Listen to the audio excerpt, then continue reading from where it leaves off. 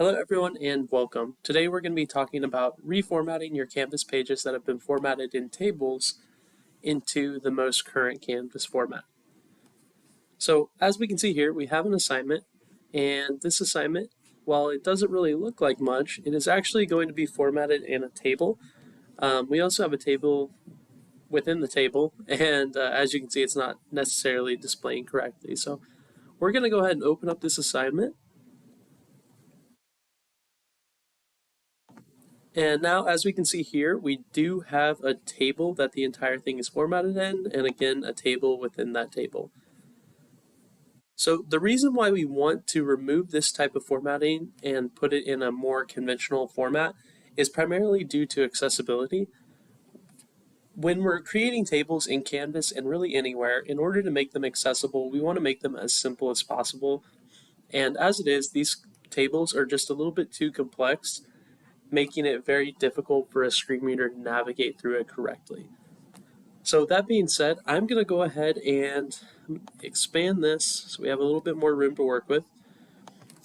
And a lot of what we're going to be doing is actually just copying and pasting. So I'm going to copy this first little section, and I'm just going to paste it right below it. And then we will worry about the table in just a second, but for now, I'm going to copy this text down here. And again, I'm just going to paste it right down here. And we saw that that table was not actually displaying correctly. You couldn't see any of the lines or anything like that separating all the cells. So we can do this one of two ways. We're going to recreate the table entirely. And so to start, I guess I'll go ahead and just insert a table. And this is a 6x10 table, so I'll go ahead and put that in. And then I'm going to go ahead and just drag this corner over a little bit and resize it a little closer to what we were working with before. So now we can fill out this table in one of two ways. We can fill it out manually, entering all the information in cell by cell, or we can fill it out by just copying all the cells in this table and pasting all the cells down here. Alright, so now we have this filled out, and we're going to see that we still have some accessibility errors. They actually doubled from earlier, so we're going to go ahead and delete this table, and this should cut our accessibility errors about in half. And so all of these accessibility errors are now going to be related to this table, and this is primarily because we just copy and pasted the table from earlier, where we at least copied its contents and pasted it into this table.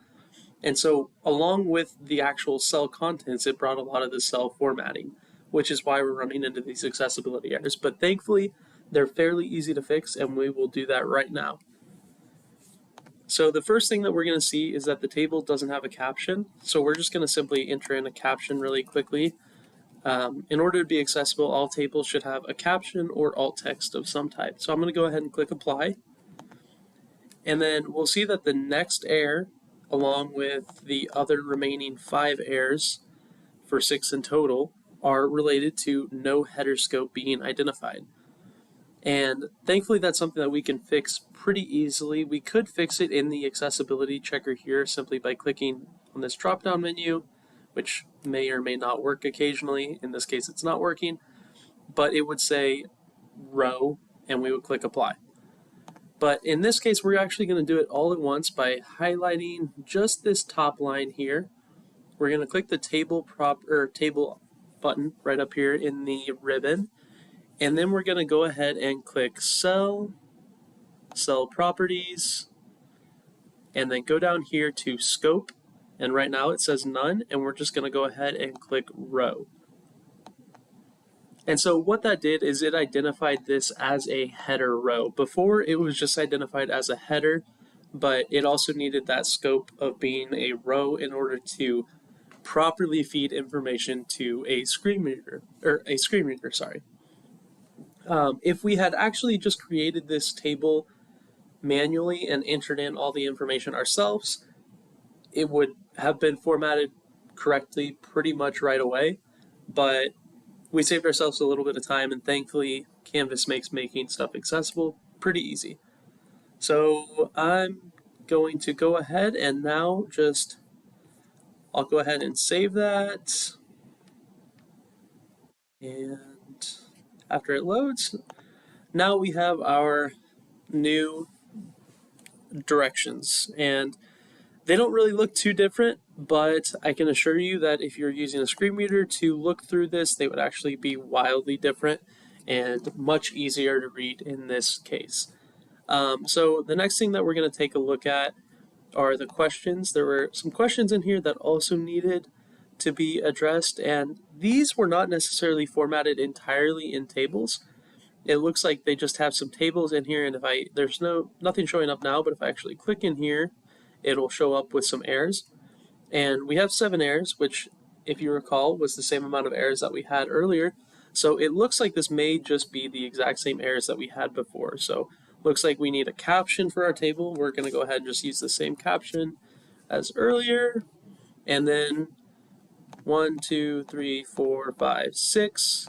All of these are related to header scope. So again, we can fix it here, but we can save ourselves some time and do it all at once by just highlighting here, opening up the table options, clicking cell property, and then go down to scope and click row.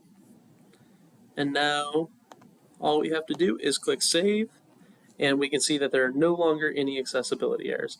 So once we update this question, it doesn't really look any different, but again, if you were reading through this with the screen reader, this would now be an accessible table. Thank you and have a great day.